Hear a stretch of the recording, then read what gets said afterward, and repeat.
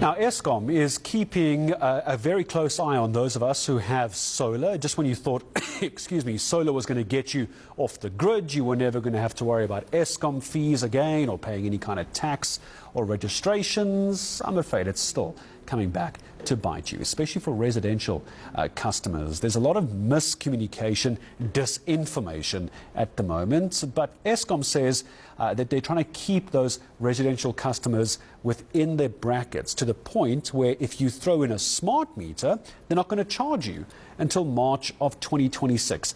So it's a bit confusing. So what happens if you have solar? What are you paying? What happens if you have solar and you get a smart meter? These are all very good questions. Thankfully, there's someone much smarter that can explain all of this to us. And then once again, he's come in. It's been a long time, actually, since him and I have spoken about the solar sector in South Africa.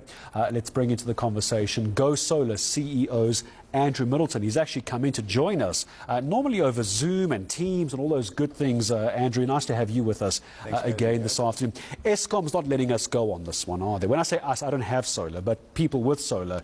Eskom's not letting us go, are they? Well, you actually mentioned it. There's quite a lot of disinformation out there. There's a lot of headlines about 40,000 Rand solar registration fees. Actually, in most municipalities, there are no solar registration fees. Eskom is an exception, but as you mentioned, they've provided an exemption to March 2026. But even then, the fee was closer to 10,000, 11,000 Rand, including the smart meter. And the smart meter comes with it, hopefully, by then, feed-in regulations, which means you can sell your excess power. So there's ability to recoup it.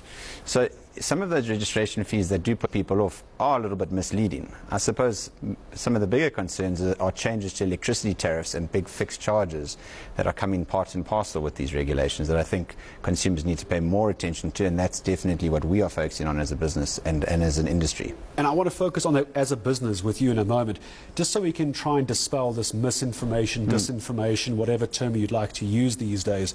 The idea was Eskom, because of the high levels of load shedding, blackouts. They don't like me using blackouts, but blackouts back in the day. Yeah. The idea was to get people off the grid to reduce the load. So we all put solar panels on our roof. Yes. Then we started to get on top of this whole issue, and now Eskom is coming back and trying to charge us for having solar panels and wanting to charge us for putting power back on to the grid. I mean, is that misinformation, disinformation? Am I misunderstanding this? It's not completely the picture at the moment. I think what's happening is there obviously needs to be some meter changes. We believe that Eskom should facilitate that, because effectively customers would be selling the power to Eskom, and then they can go and on-sell it and make a profit. So why should the consumer pay for that meter change? And then for the actual registration and administration of your solar, there's far too many types of regulations, and we deal with lots of municipalities. There isn't really a national framework, so it makes it burdensome, costly, and very confusing. So I think those types of laws need to be streamlined.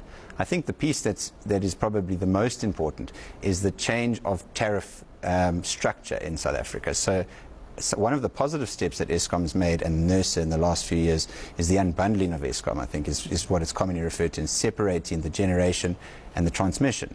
So generation, I think, will have a cost, and hopefully that monopoly is now a thing of the past, and we've got things like wheeling and electricity licenses being issued. So these are all positive steps. But then, of course, there needs to be a fair charge for your grid connection.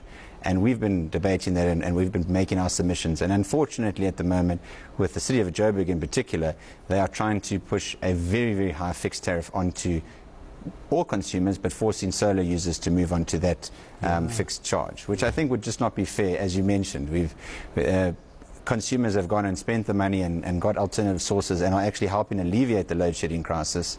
And now they're going to get potentially penalised for it. And this is where the confusion comes in. I'm glad you mentioned the whole tariff issue, because we're not just talking Eskom. I don't want to blame Eskom for everything, because there's Eskom, but then you have those municipalities. And I think this is where I'm so glad you're with me, Andrew. How am I, as a consumer in one municipality, pick a municipality, how am I supposed to know what my regulations are versus Andrew's regulations in another municipality? It's very difficult to follow. How do I do this? It's very, very difficult. I mean, we do it for our customers, fortunately, but Cape Town's rules are different to Joburg's, they're different to Tshwane's, different to Ekurhuleni. So really one of the steps that we've been advocating is a national framework. It shouldn't be the municipality's job and time to spend on this. We should, as a country, get the right policy, and NERSA should be doing it. So, absolutely. But fortunately, our customers, we help them through it, but it's very difficult to figure out what you need to do. Yeah. And if government were to get hold of you after this interview, Andrew, and they said, all right, Andrew, we saw you talking to Gareth, you seem to have the right idea, which clearly you do, from a national framework perspective, where do you start? You mentioned maybe NERSA has to lead this. I don't know the industry at all, but I'm thinking Eskom maybe should lead this. Who should lead this, and how would you do it as GoSolr's CEO? Sure. So what we're doing at the moment is we engage through the Energy Council of South Africa and the South African PV Association, so we're members of that. So those are good industry bodies. PV again, I'm sorry? Photovoltaic, so that's the technology. I knew that a few years ago, I forgot these days. Yeah. So Eskom has got to be the biggest stakeholder there. They're still the 85-90% of our electricity production, but there's a lot of big users coming in. So NERSA has to be part of the dialogue, Eskom has to be, and the industry. A lot of submissions have been made by a lot of players. We think some of those answers that have been given have not necessarily been looked upon favorably by the regulators. But for us, there's a lot of things. There's making sure that the fixed tariffs are cost reflective, rather encouraging the use of solar, not taxing it in inverted commas. Making it even more expensive. Making it more expensive. Yeah. There's things like import tariffs that are being considered. Yeah. Even though we don't have a very strong manufacturing industry locally, they're looking at import tariffs. It's this national framework where we would rather streamline regulations as opposed to have them sitting within municipalities, and there's 150 municipalities plus that sell electricity, so it becomes very difficult. And then I think it's again about making sure that we liberalize things like wheeling and feed-in tariff. I don't think a consumer or our customers would mind getting a new meter if they could make some additional money from the excess power, and that would just be good for the country. Do the work and maybe put a bit of money back in the pocket, offset your solar costs and put some money back, or rather some power back into the grid.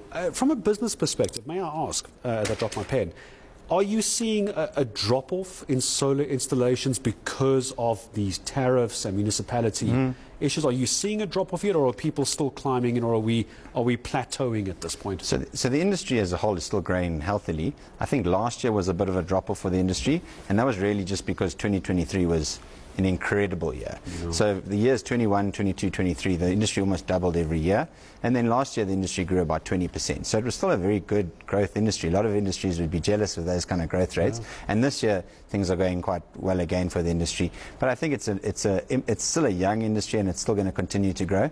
Interestingly, a lot of the headlines around tariffs don't seem to drive it that much on our side. It's still very much load shedding, where people still see solar as a product for unreliable power, not necessarily the savings, financial benefits, and the sustainability benefits it gives everyone. So that's just, I think, the way that people's minds are anchored towards solar in the country. It's a narrative they've picked up. All right, as I say goodbye, because I need to say goodbye to you, what's my headline on solar right now? Andrew, you've got the entire news channel. What's my headline on solar if you were in charge? Solar doing very well. Many things going in the right direction. We can't say all the regulations are bad, but I think there's a little bit more work that can be done just to continue to stimulate the industry, see it as an opportunity, not a threat to Eskom. And you see, this is why he's the CEO. This is why he's the CEO, ladies and gentlemen. GoSolr CEO Andrew Middleton. You can see it's not just about putting panels on your roofs and making sure it's all connected. He understands the business. He understands the intricacies. He understands the regulation. It's the regulation which is so very, very important as well. We haven't had power cuts for a while, which is maybe why we're having this discussion now, especially for you